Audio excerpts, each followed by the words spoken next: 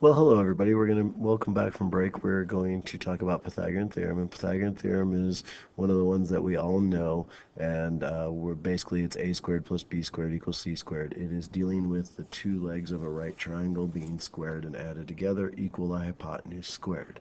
So we will, and remember that the hypotenuse is the side opposite the right angle, which would be c in this case if you're looking at my drawing. All right, so that's where the C is. The C is opposite the right angle.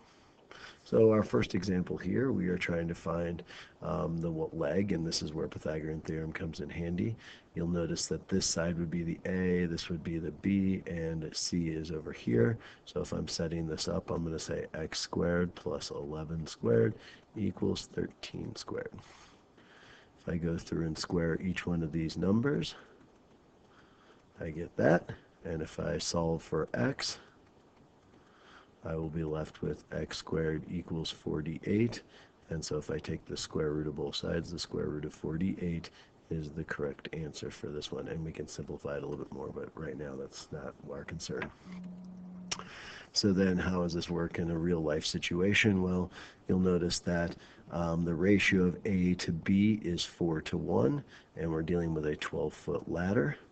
So we could say that if this guy was 4x, this guy would be a singular x down there. And so we could go ahead and set up Pythagorean theorem knowing that this guy is a right angle. So we would say 4x squared plus x squared equals 12 squared. And so then we can we want to find the length and the height of the wall. So if I square 4, I get 16x squared plus x squared equals 144 when I square everything out. And so then combining these, I have 17x squared. That equals 144.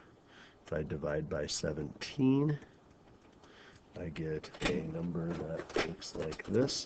144. It gives me 8.47, so x squared is equal to 8.47. And then if I take the square root of that number,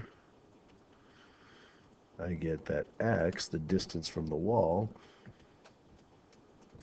is 2.91, let's rewrite that, 2.91 feet.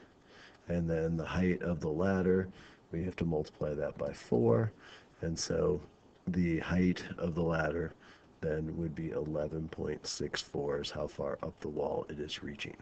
So that's what we're trying to, how far from the wall should you place the ladder so that you can reach up. That's what we're looking for to keep it safe.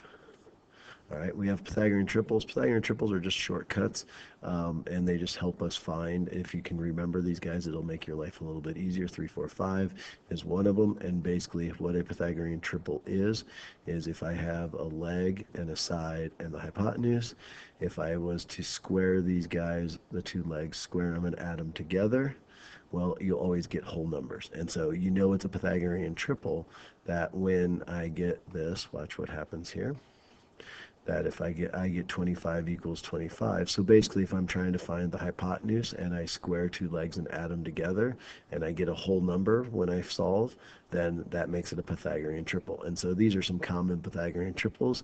You'd write these down in your notes. I think that would be a good idea. All right, so is this a Pythagorean triple? Well, let's check it out. 2 squared plus 3 squared equals question mark squared, which makes it 4 plus 9 equals question mark squared. Well, those guys add together to equal 13.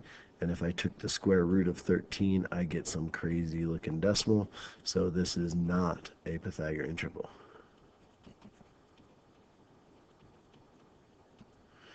All right, so that's what we're dealing with there.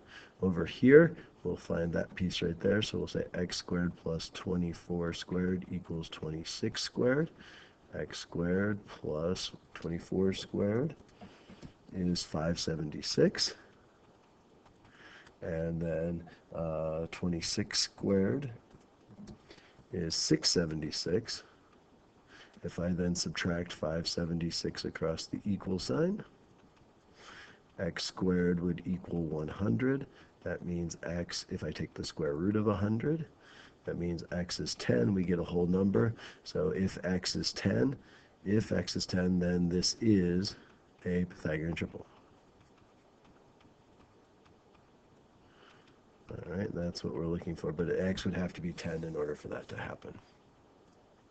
All right, and then we've talked about this before, classifying triangles, and basically what we're saying is if c squared equals a squared plus b squared, we get a right triangle there. If c squared is bigger than a squared plus b squared, then we get an obtuse triangle greater than 90 degrees, or obtuse. This was right. And if c squared is smaller than a squared plus b squared, we get an angle that's less than 90 degrees, which makes it acute. And we talked about this recently, but just make sure you get that down in your notes. And so then here's an example. Can we tell what kind of triangle it is? Well, the biggest side right here would be what we'd considered C. So I'm going to say 10 squared, and we don't know exactly how they're related. We'll put an equal just for convention's sake. But I get 100 here, and then 25 plus 64. Well, 100 is greater than, what is that, 89? So that makes this an obtuse triangle, because c squared is bigger. Over here we've got 9.6, looks like the biggest side again. So 9.6, we're squared, and we don't know how they're related. And then we got 7.2 squared plus 2.3 squared. 9.6 squared is 92.16. 7.2 squared is 51.84.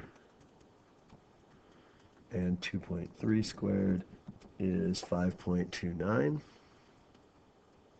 If I add 51.84 together to the 5.29, you will notice that 92.16 is greater than the 57.13 that we get when we combine those two together. So therefore, again, we have an obtuse triangle. All right, and that's how we're going to be able to tell. All right, oops. This concludes our video for today. Thank you for joining us.